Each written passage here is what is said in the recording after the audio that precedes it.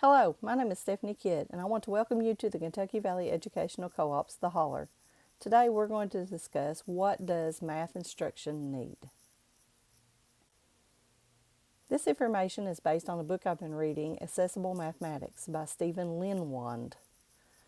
First of all, he discusses that we need ongoing curriculum review, whether that's in a bell work, whether it's in games that you're playing at tables, or activities that you're providing with the students that has a progression for it.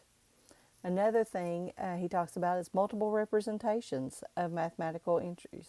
So if we talk about multiple representations, do they have the ability to show that through blocks, through drawings, through linking cubes? How are the multiple ways that they're showing this? Do they use Quizary rods? Do they use fraction tiles? Those kind of things. And then create a language-rich classroom. Make sure the students are the ones who are also talking and that you teach that vocabulary and you break the vocabulary down and the vocabulary is being used all the time. And then take every opportunity to support and develop number sense. Games are important for number sense, but also just teaching that number sense, having the math talks, breaking down those numbers, composing and decomposing them all the time. That's very important for our students. Build from graphs, charts, and tables. They're going to see graphs, charts, and tables for a long time. They need to be able to understand that information on them and then to take that and actually create something from it.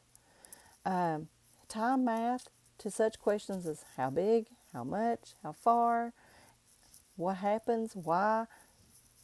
Anything in math can be almost tied to measurement, so think about how I can tie those things to measurement. Minimize what is no longer important. Cut the fluff, as Anita Archer says. So take out the fluff, but let's get to the math. They'll still have a lot of fun. They'll enjoy it. They love to learn. Instill that into our students, the love for math. Don't make it a math anxiety. So cut out the fluff and the excess stuff and just get into the deep, rich understanding of math. Embed mathematics in realistic problems and real-world problems, concepts. Make it about the things that is around them. Help them to understand that. Use mistakes as a routine to success. If students know that it's okay to make a mistake and that basically what they're doing is learning from it, that's so much better, and we don't create that math anxiety of, oh my, I made a mistake. What's a different way that we can do this? It's okay. Be able to speak up and say, hey, I don't really understand this, but is there something I'm doing wrong? And take that opportunity and go with it. Because there's somebody else who's probably not raising their hand who needs that information too. And then make why. How do you know? Can you explain? Everyday things you're asking your students.